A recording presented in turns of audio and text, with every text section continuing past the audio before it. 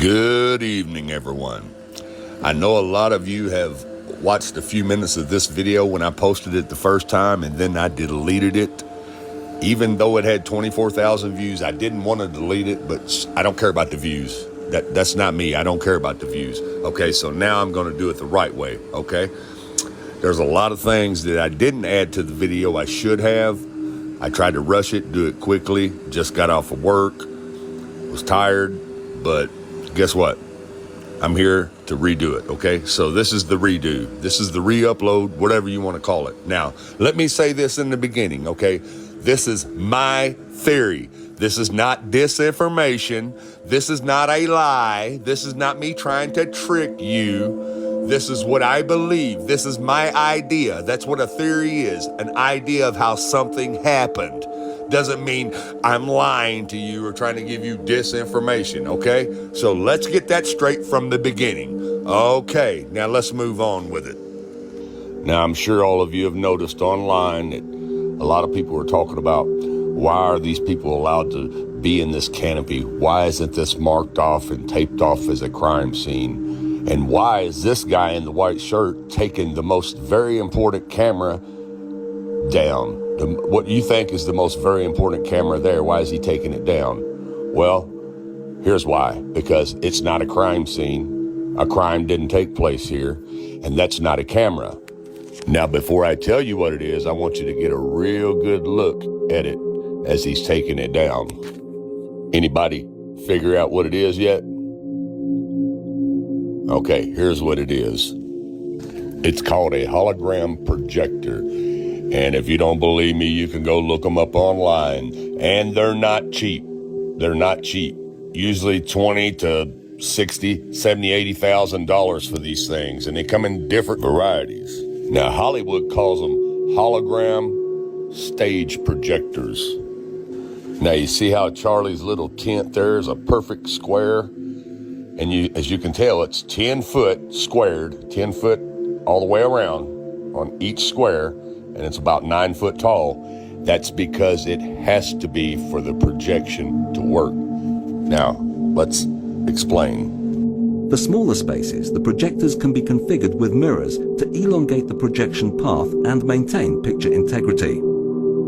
Eyeliner displays ideally require a minimum footprint of 10 feet square and a height of 9 feet to show full-size human figures. What you are seeing is a reflected image which is so true and realistic to the original, it has become known as a virtual image. Many people perceive what they are seeing now as a 3D hologram. In fact, it is a 21st century take on a mid-19th century visual effect known as Pepper's Ghost, showing now on the relay screens. Thanks in part to the amazing optical properties of the eyeliner foil, combined with the light and picture output of Christie Digital high-definition projectors, the image has depth and opacity that actually supersedes the scale and definition of traditional 3D holograms. Like I said before, 10 foot squared, 9 foot tall. This canopy was made this size for a purpose because it is a hologram stage projection that you guys were watching. Now, don't get me wrong, there are different types of holograms, okay? I'm just showing you one from like 7 years ago, the technology 7 years ago. Now, let me show you some different technology on bigger stages. Now, I'm gonna skip through a lot of this video due to copyright infringement. And also, I don't want this video to be 30 minutes long. I just want to get to the point. I want you to understand how this can be done, okay? If you want to watch the full version of these hologram videos, I'll leave the links in the comments so you don't think you're being deceived, okay? Now let's move on. These performers are holograms. Every series, we take one step closer to achieving all of the sci-fi dreams. It's pretty cool. You'll never have to miss a gig again. The gig can come to you. We traveled to Paris to meet Ian O'Connell, director of the company that put this show on.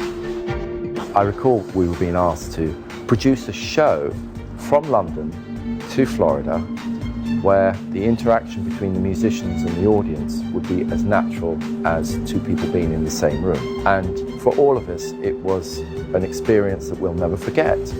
So how do they beam this band in live? It's incredible that this really is a remote live gig. The signal from London takes less than a third of a second to go all the way around the world and be projected as a hologram on the stage in the US. As well as the hologram making it feel like the band are actually in the room with the audience, the band can see the audience and actually interact and respond to what they're doing. This is a whole new take on live music.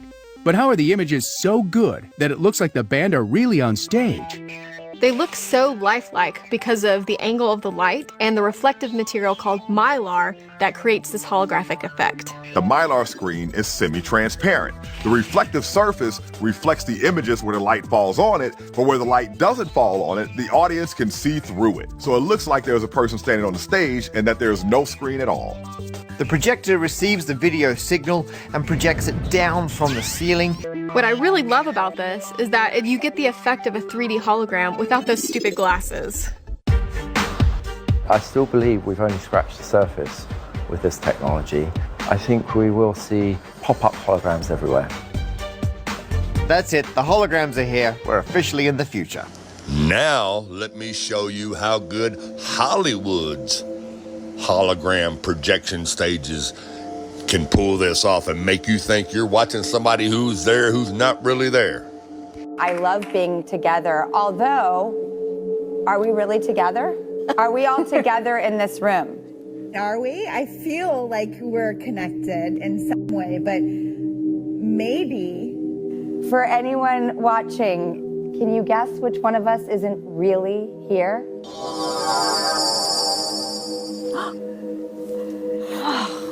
Welcome back! I'm the one in Los Angeles.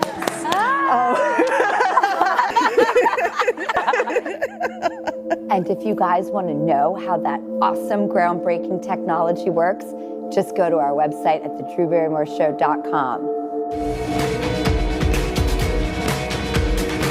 It's all smoke and mirrors. The world is a stage, people. Get over it. You've been lied to. Now, I know a lot of you are going to say, well, Terry, if it was a hologram, how was he walking around passing out hats and talking to people? Because he was walking around passing out hats and talking to people. Only the assassination was a hologram. Here's what you're forgetting. You're forgetting about the trap door right by his feet underneath that little canopy there.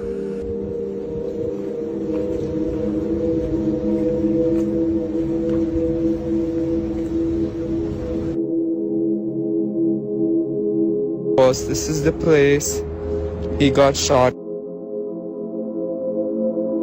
This is the courtyard where it all happened. It's now open to the public again. There's lots of people coming here, placing flowers, cards, things like that. The university is already making some changes. They're replacing the grass where Charlie Kirk was speaking with pavers. And there are several petitions online asking the school to make this into a permanent memorial for Charlie Kirk. You see, the trap door is the whole key. Yes, Charlie was passing out hats. Yes, Charlie was there. But when it was time for the hologram to come on, this is when Charlie went down into this little utility room or whatever this is underneath this trap door, the stage area where he was sitting. Okay, the assassination took place with the hologram. And then if you notice, all the guys, when he supposedly falls to the ground, all the security guys surround him. You can't see nothing. They raise the trap door up. And Charlie comes out. That's why they blur the videos so you can't see him come out. And then they pack him to the SUV. Not an ambulance, not anything like it would normally be, to the SUV without a trail of blood anywhere because he never got shot. He was down in there the whole time. The hologram part of the assassination was taking place. It's really, really simple. It's complicated, but it's simple if you think about it common sensely. That's how Charlie was able to interact with the people there because he could hear what they were saying and he could answer them and interact with them just like the musicians from London to Florida.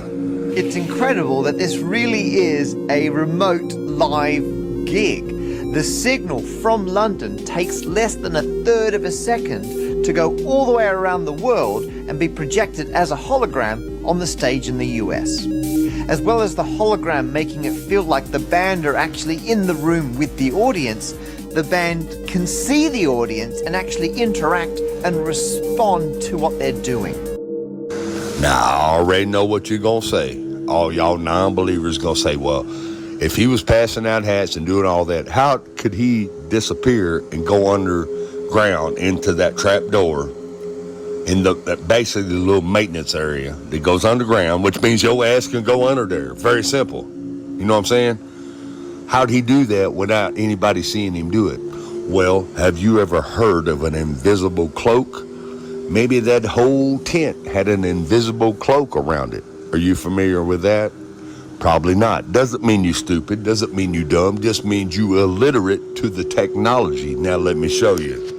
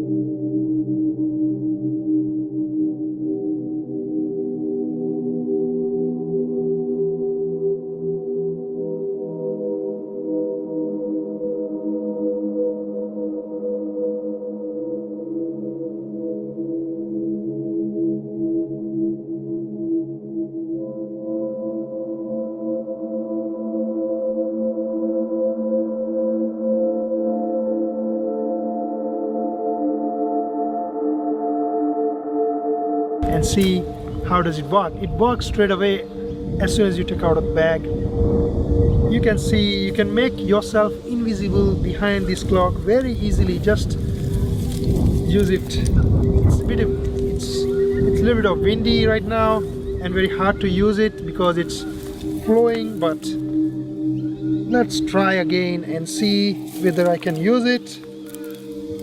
Yeah. You can make yourself invisible.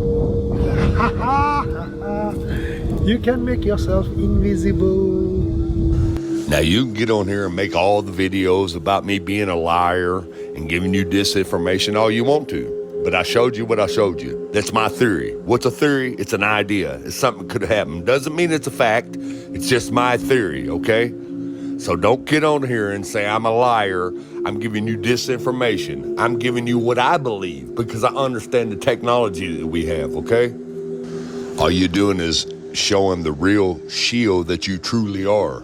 That's all you're doing. You're showing that you a bot, a troll, a shield. That's all you're doing, making yourself look bad. And the only people that believe you is the dumb bots. What's a dumb bot? It means a human who halfway awake, but they will consider and believe whatever you tell them, whatever makes sense to them, because they don't understand technology. They don't understand what's going on. So they choose to believe one scenario, one theory. That's all that is. That's why you seen the chair morph through the table, because they was still in the hologram area. They hadn't shut it off yet. And they was doing this by remote. Now you could talk all that disinformation, lying, bullcrap all you want to, but I'm gonna stand behind my theory whether you like it or not. If you don't like it, don't watch it. And if you comment and make some stupid comments, I'm gonna delete you, I'm gonna block you. You know why? Because it's my channel. Get over it. Everyone, thanks for watching. Have a good night and God bless.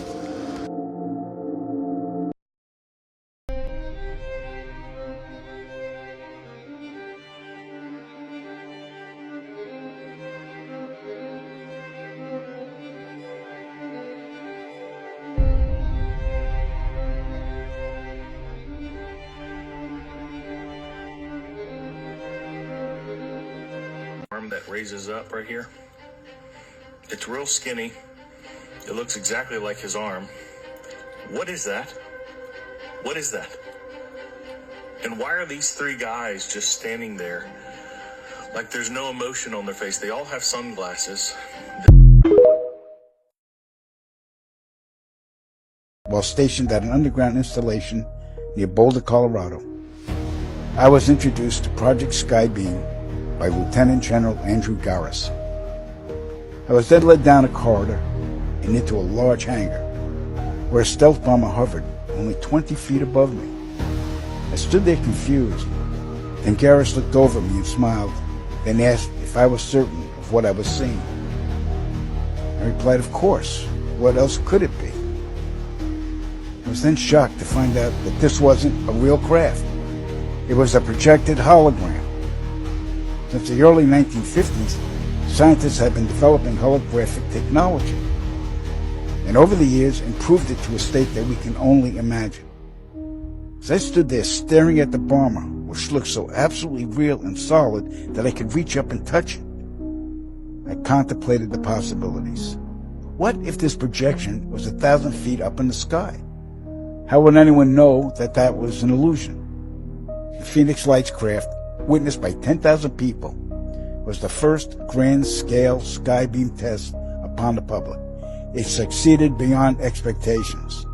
In October 1938, Orson Welles unleashed his War of the Worlds radio broadcast to the American public. It was so realistically portrayed, vast portions of the population went into panic. Terrified citizens scrambled to evacuate their cities in droves. America had been easily tricked by very simple means. To amplify this response, those who are truly in power, not only our country, but all the countries on the planet, and who are the true purveyors of the depopulation process, have formulated the final stage of their sinister plan. In the year 2024, a global event will alter the course of mankind's future. The world will stand witness to a massive alien invasion. Thousands of projected holographic alien warships will blanket the skies, sending people into a global panic. Real military crafts within the holograms will inflict actual damage to the surrounding areas to sell the gimmick. And as a result of the ensuing human chaos, a one-world government will immediately form without any resistance from the people. They will be the new world order. Once this happens, we as a people will be doomed to enslavement and accelerated depopulation. With that said, the only hope for human salvation is to acquire and spread the knowledge of these activities and agendas. Resist, retaliate, then conquer this imposing enemy. The time is now, as humanity is rapidly approaching its final days.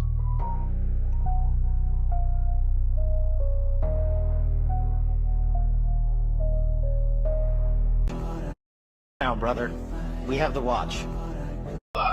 Some holding plays, you can create an identity. It's much easier to have a shared identity. And do you allow them free somewhere, or do they go to what we call Valhalla, some holding place that's not able to be in communication with the rest of the world, but as a community, and then you can bring them out later on. Rest now, brother. We have the watch, and I'll see you in Valhalla. Rest now, brother. We have the watch, and I'll see you in Valhalla. Rest now, brother. We have the watch, and I'll see you in Valhalla. Rest now, brother. We have the watch, and I'll see you in Valhalla. Follow after me. Gonna do the two-step, then cowboy boogie. Grab a sweetheart and spin out with him. Do the hold down and get into it. Take it to the left now and dip with it. Gonna throw down, take a sip with it. And lean back, put your hips in it. When you hide, that Charlie Kirk's killer was caught by police exactly 33 hours after the shooting. Last night, the suspect was taken into custody at 10 p.m. local time. In less than 36 hours, 33 to be precise. And the shooting that happened in New York in July, the killer went to the 33rd floor. And in the shooting in Chicago in July, 33 people were killed. In March, a Los Angeles gang shooting left 33 total victims, and in April, a Phoenix block party shooting wounded 33. In June, a school shooting in Houston involved a shooter firing 33 rounds from a semi-automatic pistol. And 33 is the highest degree of honor for Freemasons, conferred to select members for exceptional service or contributions to the fraternity. It's just odd that all of these shootings somehow have the number 33 tied to them, but I'm sure it's just a big coincidence. As always, I want to hear what you think about all of this down below. What? Oh, it's fine. I think that bringing people to Catholicism is fine. Of course, great, terrific. All you numerology nerds, this one is for you, because the Charlie Kirk death, it's absolutely dripping with numbers, symbols, and ritual. Hey, look at these numbers right here. But let's start the video. Okay, so first we have got the big headline that has just been released, that they're telling us that they solved the case of the murder of Charlie Kirk within 33 hours. Not 32, not 34, but exactly 33, and we know that this is the elite's favourite number, their secret signature. Every time we see the 33 stamped on a world event or a headline, you're not just watching justice, you're watching choreography. Now let's jump back to the image that we started with, the one that has been blasted all around the world. You know, ever since this disaster, this is the image that went on every newspaper. 47, 47, 47. Well, 4 plus 7 is 11. 11, 11, 11 is 33. Right there, this is not random. This is encoded. Now, his t-shirt says freedom, right? Well, look at this. What a surprise. In numerology, freedom literally adds up to 66. That is literally the main number of symbolism that is printed across his chest. Whilst the public sees freedom, the code literally says ritual. Now check this, the timing, the story, it literally broke across the 9-9 portal. It carried through to 9-10 and it was wrapped up by 9-11. This is a triple ritual. In numerology, 9-9 is completion, 9-10 is transition, and 9-11 is destruction and rebirth. We all know 9/11 changed the world, and they're still playing that number like a drumbeat.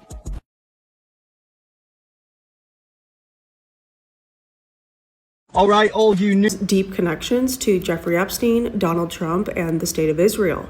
The supposed grieving wife and mother is going to be taking over Turning Point USA. So here's some facts about her that I think the public has a right to know and that nobody else is reporting on. Around 2009 to 2010, even though Erica had never modeled before or participated in a beauty pageant, she received an invitation in the mail to participate in the Miss USA beauty pageants, which were owned by Donald Trump. In 2012, she won the Miss Arizona competition, and at the same time, according to her website, she was also a casting director at the same time she was modeling for Trump.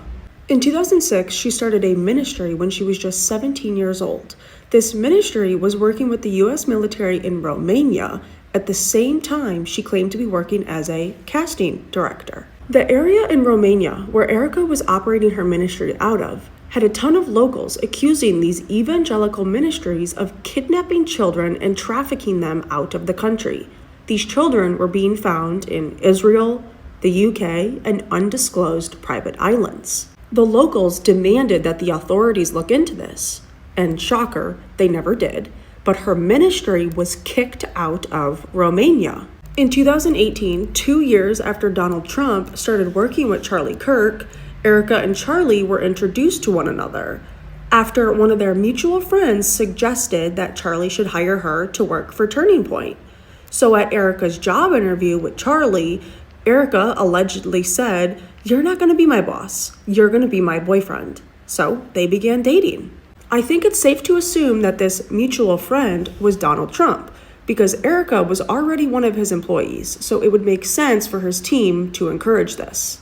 Beauty pageants are a well-known gateway for human trafficking. So with her being a casting director, her ministry working with the military in Romania and being asked to leave, along with her very strange behavior of capitalizing on the death of her husband, I think this should be of immense concern to us all. Random people do not get propped up by the mainstream media out of nowhere. That includes Charlie Kirk, whose father had deep connections to Donald Trump even before he started working with Charlie Kirk. All of these people that you see on TV run in the same circles, and anybody with ties to human trafficking should not be trusted. So comment below and let me know, did you know about her ties to Trump and the beauty pageants and this ministry that she operated in Romania? Let's chat about this. Erica was directly under Charlie Kirk. I don't think it means anything, though. Do you? People say this trapdoor was directly under Charlie Kirk. I don't think it means anything, though. Do you? People say this trapdoor was directly under Charlie Kirk. I don't think it means anything, though. Do you? There was a movie in 1998 called Snake Eyes with Nicolas Cage. I'm pretty sure some of you guys have seen this. In the movie, they're at a boxing match. A politician is assassinated in the movie, and his name is Charles Kirkland. Okay, think about Charlie Kirk. This is very, very weird. Okay, he was shot on the left side of his neck. The film takes place on September 10th. Rob, that's the date of the fight. No, this is what we were talking about yesterday. This is what we were talking about yesterday. Rob, that's the poster. And then the boxer who's in on the plan, who's doing a diversion, he wakes up on the ring. His name is Tyler, like Tyler Robinson, and he's called the Executioner. Okay, Jesus. Weird. And then the tropical storm that hits in the film is called Hurricane Jezebel. And for some of you guys that saw Megyn Kelly just did a piece. That's the name of the online magazine that allegedly hired witches in August to put a hex on Charlie. And the film, parts of the film were filmed at the Trump Taj Mahal and Hotel Casino. And the secret camera, which films the assassination, but the videographer doesn't let anyone know. And guess what the tagline is of the movie? Believe everything except your eyes. Charlie Kirk's father, Robert Willard Kirk. He is the president of an architectural firm that once listed the Trump Tower in New York City among its projects. This professional link places the Kirk family's connection to Donald Trump decades before Charlie Kirk became a conservative activist and a staunch public ally of President Trump. Trump Tower is a gleaming glass skyscraper in the heart of Manhattan that once held the title of the tallest all-glass structure in New York City. When Charlie announced that he wanted to skip college to start a political organization, his parents Robert and Catherine Kirk were skeptical. They worried their son was giving up stability for uncertainty. Charlie pleaded for a chance to prove them wrong, asking his parents for just 90 days to launch his idea. From their suburban home in Chicago in 2012, at just 18 years old, Charlie founded Turning Point USA, a youth-oriented conservative movement that would soon become a powerhouse on college campuses nationwide. Interestingly, it was Charlie's father, Robert Willard Kirk, who suggested the name Turning Point USA. Presidents were chosen by ballot. They told you presidents were chosen by ballot boxes and patriotic parades. But every figure who's ever sat behind the desk in the Oval Office was raised in the lodges of Masonry. Not a coincidence. It's not a conspiracy theory.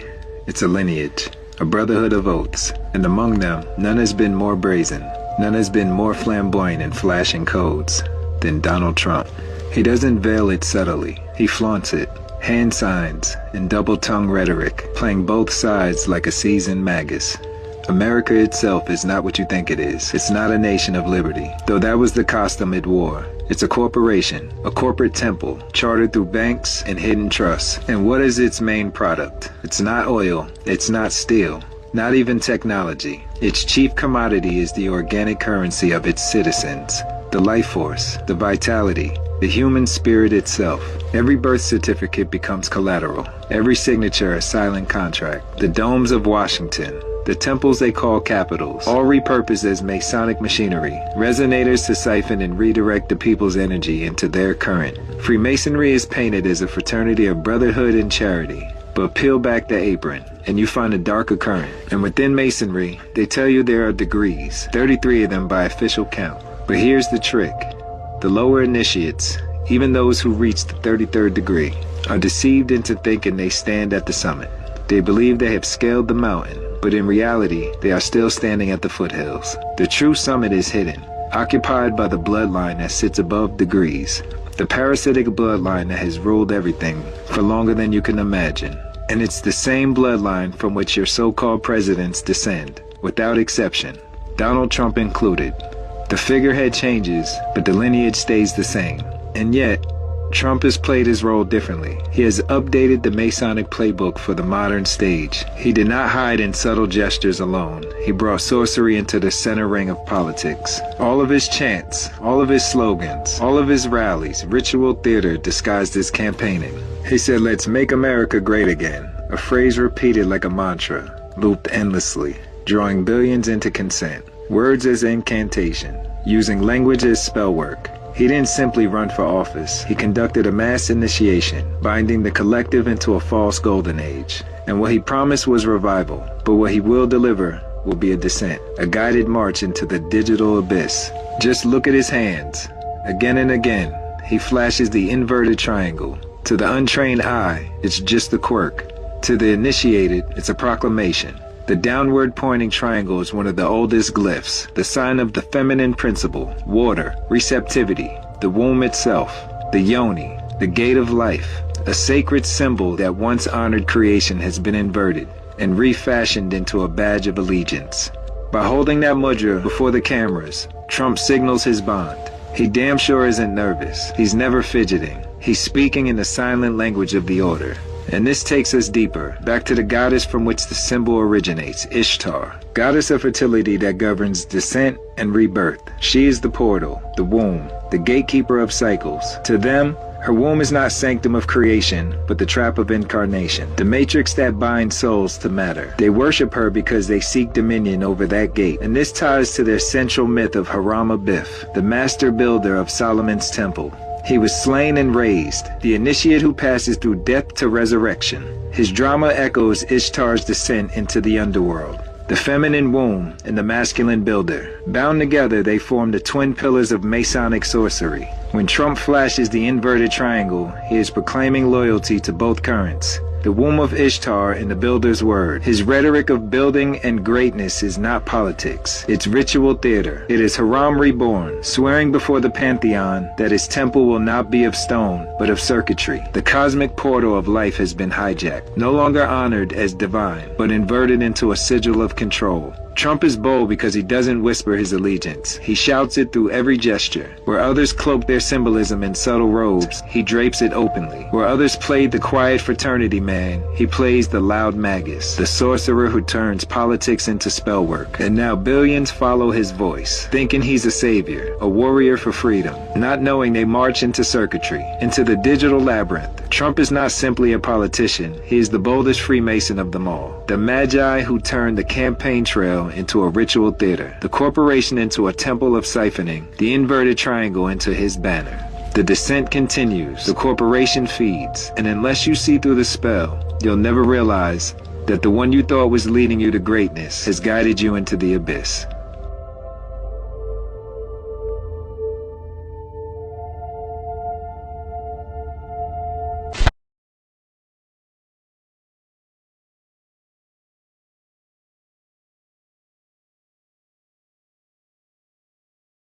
Knew Trump before she knew Charlie. She actually won Trump's Miss Arizona pageant. Her parents are both from military intelligence family. Her dad did Raytheon arms deals with Israel, probably unrelated. And Erica Kirk was part of running an orphanage in Romania where children went missing.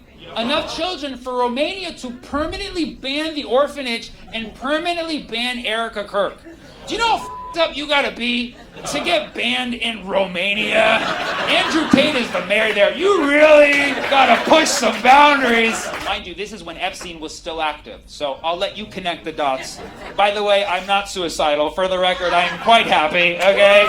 You heard it here. But the weirdest thing about Erica Kirk, she met Charlie Kirk not on Christian Mingle. She went in to interview at his company, Turning Point USA. He said that he fell in love right away. Now, 4 years later, he's dead. And she is now inherited Turning Point USA. She's doing podcasts on it too, like, I'm so excited. Like, to my future wife, please wait 2 months after I die before doing a podcast. 3 months if it's my own, come on. When you look at how fast she moved on, and then you look at how it started and how it ended, how it started was not romance. How it started was her going in for a job, and how it ended was her getting a promotion. So I'm just saying. It was probably Tyler. Handcraft